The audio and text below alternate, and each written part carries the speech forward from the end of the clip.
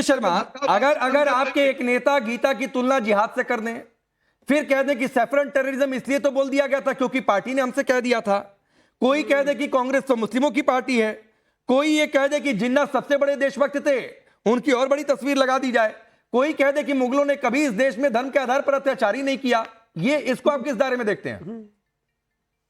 तो मैं राकेश जी तो ये तो बोलना चाहता हूँ कि जो मकसद जो है देश को बांटने का जो काम है, ये इनको ये योगी जी को ये कहना था कि हम बटेंगे तो नहीं, ये आपके नेताओं के बयान है, आपने गलत सुन लिया। ये भाजपा के नेताओं ने नहीं बोला।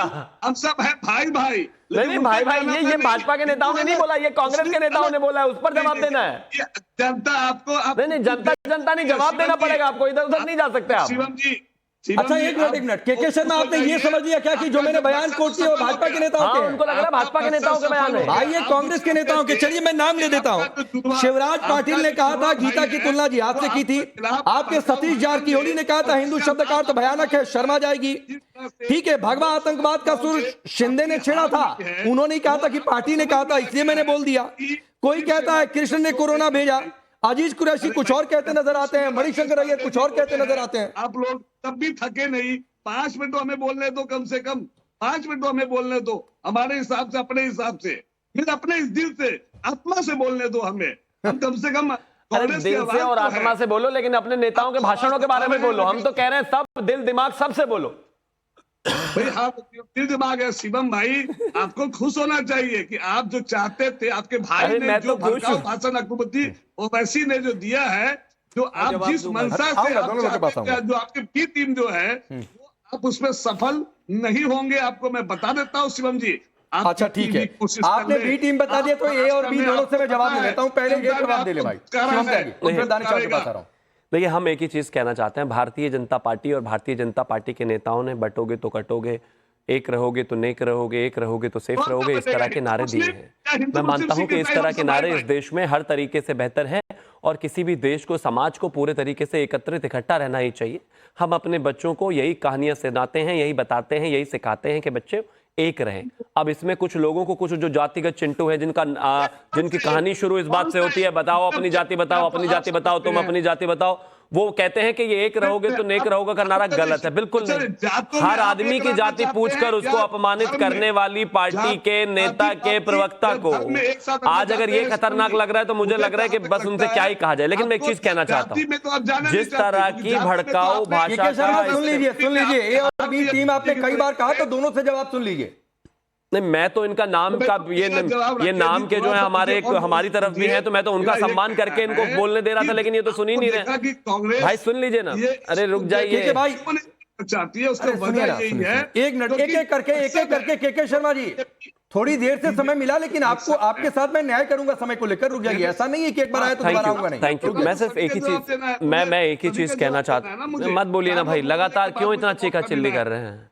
इनको एक्चुअली दिक्कत ये नहीं है, मत बोलिए लगातार भाई, मत बोलिए। अरे ये तो कमाल हो गया। प्लीज मुझे ये ना कहना पड़े कि किस आदमी की आवाज होने जा रही है। कहना चाहता हूं, प्लीज रुक जाइए। असदुद्दीन ओवैसी के, अरे कमाल है, असदुद्दीन ओवैसी के इस तरह के बयानों से कांग्रेस को जो सबसे बड़ा दुख है वो इस बात का है कि कहीं कुछ वोट असदुद्दीन ओवैसी की पार्टी को ना मिल जाए।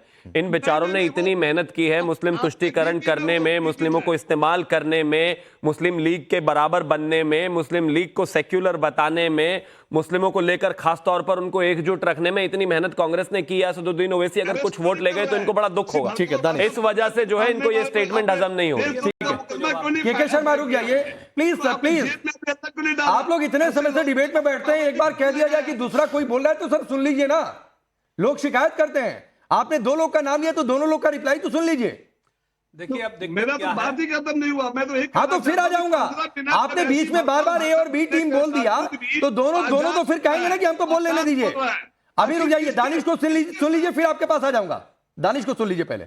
देखिए, सबसे पहले मैं आपको एक बात बताऊं कि हैदराबाद में चुनाव हो, चाहे बैरिस्टर असदुद्दीन ओवैसी साहब लड़ रहे हो या ऑल इंडिया मजलिस इत्तेहादुल मुस्लिमीन के विधायक के चुनाव लड़ रही हो या कॉरपोरेशन के चुनाव लड़ रही हो। कॉरपोरेशन के चुनाव में आपको याद होगा कुछ योगी जी वहां प्रचार प्रसार में पहुंचे थे, अमित शाह वहां प्रचार प्रसार में पहुंचे थे, तो आपके जहन तो साफ हो गई होगी कि भाई ये जो क्या कहने का मतलब है। लेकिन मुझे ये बता दीजिए, शिवसेना जो उद्धव ठाकरे गुट जो है वो सेक्युलर है? कांग्रेस इसका जवाब दे दे। वो शिवसेना जो ये कहती है कि हाँ भाई हमने बाबरी मस्जिद, हमारे कार्यकर्ताओं ने बाबरी मस्जिद ढाई, आप उसका वेलकम करते हैं, कांग्रेस उसका वेलकम करती है अगर, तो बता दीजिए। सुनिए मेरी बात, इस देश में कांग्रेस और भाजपा ने मिलकर बाबरी मस्जिद ढाई, सारी दुनिया के सामने ये खुली किताब है। जब तक आपको समझ में आएगा, आप ये समझ रहे होंगे कि अब मुसलमान बेवकूफ रह गया, दलित बेवकूफ रह गया, आदिवासी बेवकूफ रह गया, तो अब ऐसा नहीं होगा। रह गई बात, मैं आपको एक बात कहूं, इतनी सारी बातें आपने कही, और 1994 के अंदर में मराठा वार्ड का मंडल के गठन किया गया था। कितनी बार आपकी सरकार वहां रही? चलिए बताइए, आपने क्या एकता की बात करी, आपने क्या सेकुलरिज्म की बात की? पानी तक की दिक्कत है वहां पर। तो मैं यही अच्छा ये बताइए, मुझे ये बताइए, उद्धव ठाकरे को आप क्या सेक्युलर मानते हैं या नहीं मानते? चलिए जवाब दीजिए। के शर्मा बोलिए 30 सेकंड। में वो कभी ना रह पाओगे देश में ना कभी। अरे उद्धव ठाकरे पे बोलिए ना, उद्धव ठाकरे पे आपका क्या स्टैंड है? वो सेक्युलर है या नहीं है? मैं आपसे पूछ रहा हूँ, कांग्रेस का स्टैंड क्या है उद्धव ठाकरे पे? कांग्रेस का स्टैंड है ना, जनता दिखाती है। अरे मैं आपसे पूछ रहा हूँ, उद्धव ठाकरे पे नहीं बात, इतना क्यों बौख रहा है? अभी तो नहीं टीम और पता नहीं क्या क्या बोले जा रहे थे। हमने तो आपको बताया कि हमारे सामने कौन कौन चुनाव मैदान में था हैदराबाद में, जीएसएमसी के चुनाव में, जगह वोट काटने के लिए। अरे आप वहां तो ये पूछ रहा हूँ, उद्धव ठाकरे पे बोलिए ना। अच्छा चलिए मैं आगे बढ़ रहा हूँ। आप बोलिए ना एक बात। अब दानिश छोड़िए। चलिए के शर्मा जी, मैं आगे बढ़ रहा हूँ सर, आगे बढ़ रहा हूँ। दानिश अकबरुद्दीन ओवैसी ने आगे कहा कि हाँ मुसलमान हूं, उसकी आवाज उठाता हूं। अगर कोई ये पलट कर कह दे कि मैं हिंदू हूं, हिंदू की आवाज उठाता हूं, तो आप लोगों को दिक्कत हो जाती है। लेकिन ये सही है, मॉब लिंचिंग के नाम पर काटा जा रहा। मॉब लिंचिंग गलत है भाई, नहीं होनी चाहिए, किसी की भी नहीं होनी चाहिए। लेकिन ऐसा थोड़ी ना कि हिंदू किस देश में नहीं हो गई। कह रहे हैं बीफ दाढ़ी के नाम पर काटा जा रहा, तो हिंदुओं के खिलाफ अपराध नहीं हुए क्या? ठीक है, मैं जवाब दूं।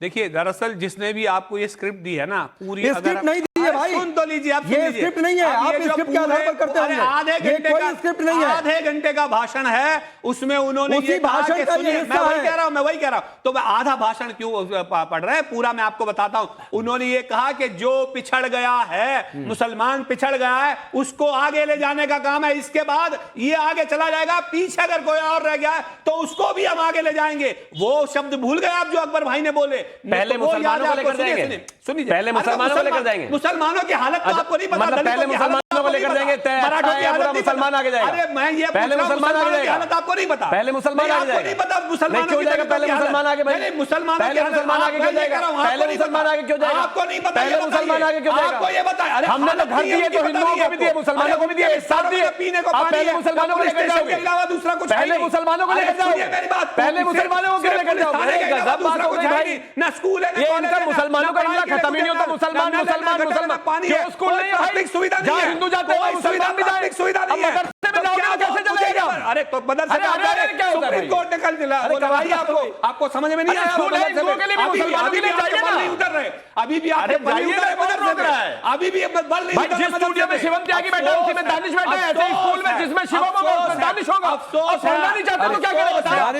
दानिश भाई, जो शिवम ने पूछा उसका आप रिप्लाई क्यों नहीं कर रहे? क्या बोलिए कि आप सिर्फ मुसलमानों की बात करें, बाकी सबको छोड़ दिया जाए। अरे मैं आपको वही कह रहा हूं, वो जितनी बात कह रहे हैं ना, उन्होंने ये कहा कि जो भी पीछे रह गया है, जो काम तो तमाम लोगों को लेकर अरे भाई मैं बयान कोट कर रहा हूं, हाँ मुसलमान हूं, उसकी आवाज उठाता हूं। 15 मिनट बाकी है, थोड़ा सब्र कीजिए। आप पहले कहिए ना कि ये नहीं बोला, ये पहले कहिए कि नहीं बोला।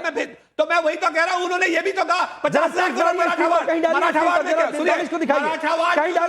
मराठावाड़ की उन्होंने बात की। तो क्या मराठावाड़ में चलिए, क्या हिंदू नहीं है, क्या मुसलमान नहीं है? अरे तो फिर नहीं है, कौन नहीं है उसमें? उन्होंने ये कहा कि हम सबकी बात करते हैं, आपको चाहिएगा तो मैं वीडियो दे दूंगा, आप अच्छे से वो वीडियो देख लीजिए कि जो भी पिछड़ा है, जो पिछड़ गया है, जो पिछड़ा रह गया है, उसको हम आगे ले जाएंगे।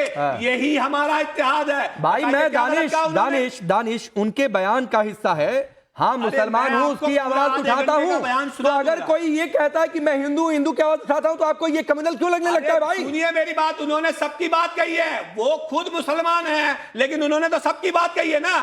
अभी आपने कहा कि पहले मुसलमान को मुसलमान और उसके बाद जो भी पिछड़े हैं, मतलब पिछड़े हैं वो मुसलमानों से भी पिछड़े हैं। सुना देता हूं, रुक जाइए ना, मैं आपको स्टेटमेंट सुना देता हूं। अरे कहिए, मैं भी सुना देता हूं। हाँ तो भीम वालों को यहीं पर 7-8 मिनट की रिपोर्ट आपको दिखाई है। भीम वालों को पोल खुल गई, पहले मुसलमान और फिर उसके बाद पिछड़े देते हैं।